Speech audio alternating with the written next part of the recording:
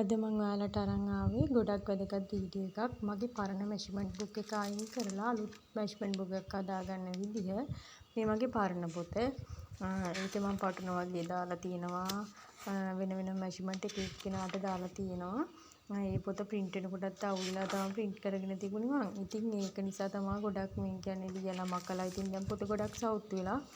ඊපස්සේ මේ අලුතෙන් පොතක් හදාගන්න තීරණය කරේ ඒකයි. මම මේ විදිහට මුලින්ම A4 sheet එක හදාගත්තා. මුලින් මට මොනවද අවශ්‍ය තොරතුරු ඒකට ඇතුළත් වෙන්න ඕනේ මොනවද කියන ටික මම කල්පනා කරලා මෙහෙම හදාගත්තා. ෆ්‍රන්ට් බෑක් කියලා දෙක වෙනම ලියාගත්තා. ඊට පස්සේ ෆොටෝ කොපි අරගෙන කොළ ටික මම අලුතෙන් පොත හදාගත්තා. මේ පොත ලස්සන කාව එකක් දාලා ඊට පස්සේ ඒකේ අර මම print out ගත්ත කොළ ටික ඔක්කොම පංච් කරලා ආයි නැවත කොළ අමුණන්න පුළුවන් විදියට තමයි මේ පොත මම හදාගෙන තියෙන්නේ. ඒකේ ෆ්‍රන්ට් එක බෑක් එක වෙනම තියෙනවා. මොකද කස්ටමර්ලා බෑක් එකේ වෙනම ඩිසයින් මොනවා හරි ඉල්ලුවොත් අපිට පැහැදිලිව ඇඳ ගන්න පුළුවන් ඉන්න ඕනනේ. ඒක නිසා වෙන වෙනම ඇඳුම් තුනක් වගේ එකපාර ඇඳ ගන්න පුළුවන් වෙන්න පහසු වෙන්න තමයි මම මේ පොත හදලා තියෙන්නේ.